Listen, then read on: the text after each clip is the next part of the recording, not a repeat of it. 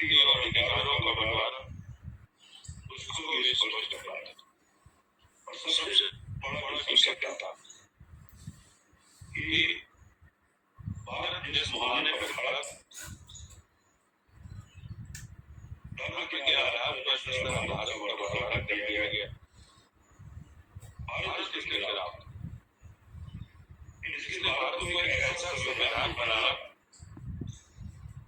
जो इस धर्म आधारित नीतियों का खंडन करे और किसी भी निर्णय में धर्म आधार नहीं। भारत में और भारतीय परंपरा में धर्म की जो भूमिका रही है, राष्ट्र को नियंत्रित करने और संचालित करने, वो संविधान के रूप में यहाँ जो धर्म की बात कर रहा हूँ, उस रिलीजन की बात नहीं कर रहा हूँ, पंथ की बात नहीं कर रहा हूँ, बल्कि भारतीय परंपरा में जो धर्म का कर्तव्य रूप है, उसकी बात कर रहा हूँ। जो हमारे प्रिंसिपल्स हैं, जो हमारे मौलिक अधिकार हैं, वो सब इस भारतीय परिभाषा के अनुसार धर्म की हिस्सा होता है। लेकिन जिस आधार पर भारत का विभाजन किया गया, भारत और पाकिस्तान के रूप, वो धर्म तो कहा गया कि जो धर्म नहीं है वो मत है, दो पंथों को विभाजित किया गया, दो रिलीजियस को विभाजित किया गया। तो अब रिलीजन को, रिलीजियस एक्टिविटीज को अब संविधान में घोषित न करने की बात की गई।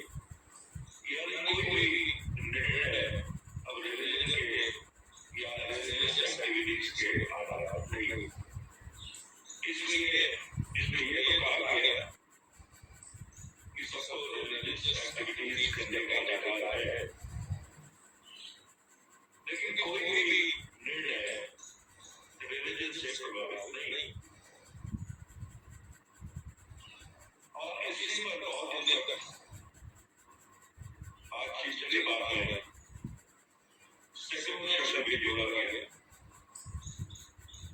ये संविधान का हिस्सा है, लेकिन हमें ये ध्यान रखना चाहिए कि ये सेकुलर शब्द है, और सेकुलर शब्द ईसाई और पश्चिमी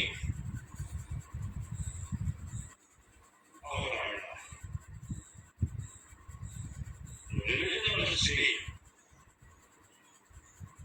को अलग करने की बात की गई।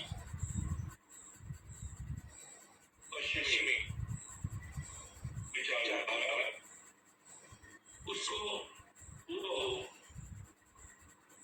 भारतीय संविधान पर लागू नहीं किया जा सकता। सेकुलर का मतलब ये होता है उनके अनुसार, पश्चिमी अवधारणा के अनुसार, कि जो अगर कोई निर्णय ले तो वह पंथ विशेष के पक्ष में न हो। जैसे जब हमारे राष्ट्र में, हमारे देश में कोई भी उद्घोषणा होती है, तो जैसे बेटी बचाओ बेटी पढ़ाओ, बेटी पढ़ाओ बेटी बचाओ, सबका साथ सबका विकास, ये जो दृष्टिकोण होता है वो बिल्कुल अपने संविधान के अनुरूप है, जिसमें किसी जाति या किसी धर्म के आधार पर पक्षपात होता है तो भेदभाव किया जाता है।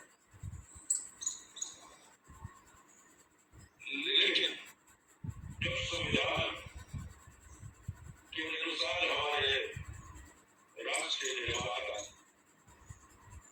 कोई सिविल कोड बनाने की बात करते हैं या किसी एक वक्त जैसे असंवैधानिक संस्था को संवैधानिक बनाने की कोशिश करते हैं तो कुछ लोग उसका विरोध करते हैं। मैं तो ये कहता हूँ अभी बिल को कितने को होना पड़ा है। मैं तो सब लोगों से जरूर कर रहा हूँ। मैंने नहीं पढ़ा, मैंने भी जो अखबारों में निकला है पढ़ा है और मैं जल्दी मेरा ये प्रयास होगा कि उस बिल को स्वादिष्ट में पढ़ूं। छिटपुट में कुछ आदेश उसके कुछ प्रावधान हमने पढ़े हैं अखबारों के माध्यम से और इस अखबार को भी सेकुलर बनाने की कोशिश की गई, संवैधानिक बनाने की कोशिश की गई। सेकुलर बनाने से ज्यादा मैं यही कहूँगा संवैधानिक बनाने की कोशिश। हमारा जो ये संविधान है उसमें विधायिका, कार्यपालिका और न्यायपालिका इन तीनों के बीच एक संतुलन बनाने का हमेशा प्रयास है। एक बार जब बाबा साहब अम्बेडकर के सामने ये प्रस्ताव आया कि आप आरक्षण दे रहे हैं जाति के आधार पर, तो धर्म के आधार पर भी आरक्षण दीजिए। बाबा साहब बाबा साहब ने ये कहा कि जाति के आधार पर आरक्षण देने का एक सबसे बड़ा आधार और तर्क है भारतीय समाज, खास तौर पर हिंदू समाज के अंतर्गत जो इस वर्ग के प्रति जो एक पिछड़ा बन रहा है कई कारणों से, उसको दूर करना। लेकिन धर्म अलग अलग इससे प्रभावित नहीं हो, क्योंकि हिंदू संरक्षण, हिंदू सोसाइटी, समाज इससे प्रभावित है, इसलिए सबको बराबर करने के लिए ये प्रावधान है। आज जब धर्म के आधार पर आरक्षण की बात आती है तो मुझे बहुत आश्चर्य हुआ कि कैसे लोग संविधान की पुस्तक हाथ में उठाए संविधान की बात